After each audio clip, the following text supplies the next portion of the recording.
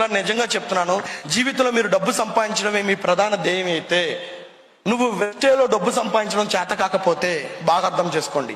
నువ్వు జీవితంలో డబ్బు సంపాదించడం నీ ప్రధాన ధ్యేయం అయితే, వెస్టేలో నీకు డబ్బు సంపాదించడం చేత కాకపోతే నీ ఆలోచనలోంచి డబ్బు సంపాదించాలన్న కోరికని చంపే.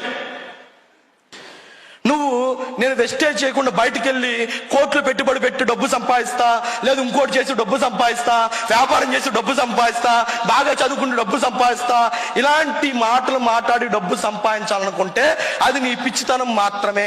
ఒరే బాబు, రూపాయి పెట్టుబడి లేని వ్యాపారంలోనే నువ్వు లక్షలు సంపాదించలేకపోతే లక్షలు పెట్టుబడి పెట్టి నువ్వేం పీకుతావయ్యా? నాకు అర్థం కాదు. ఇక్కడ చదువుతో సంబంధం లేదు, ఇది వాస్తవం, ఇది 100కి 100% వాస్తవం.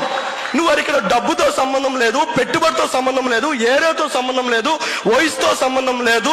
నీకు వయసు చిన్నోడువా పెద్దోడువా, వయసు ఉందా వయసు లేదా, నీకు ఏమి లేదు. మాట్లాడడం వస్తే చాలు, ఎలాంటి వాళ్ళే నీ బిజినెస్లు చేసి డబ్బు సంపాదించుకోవచ్చు. అంటే ఇలాంటిదే నువ్వు చేయలేని పక్షంలో నువ్వు బయటికి వెళ్ళి నేను వ్యాపారాలు చేస్తా, నేను ఇంకోటి చేస్తా, నేను అది చేసి డబ్బు సంపాదిస్తా, ఇవన్నీ పిచ్చితనం.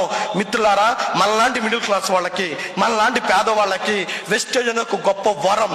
నీ తలరాతలు మార్చుకోవడానికి, నీ ఫ్యామిలీ తలరాతలు మార్చడానికి, నీ పిల్లల తలరాతలు మార్చడానికి ఈ రోజు దొరికినటువంటి ఒక గొప్ప వరమే వెస్టేజ్.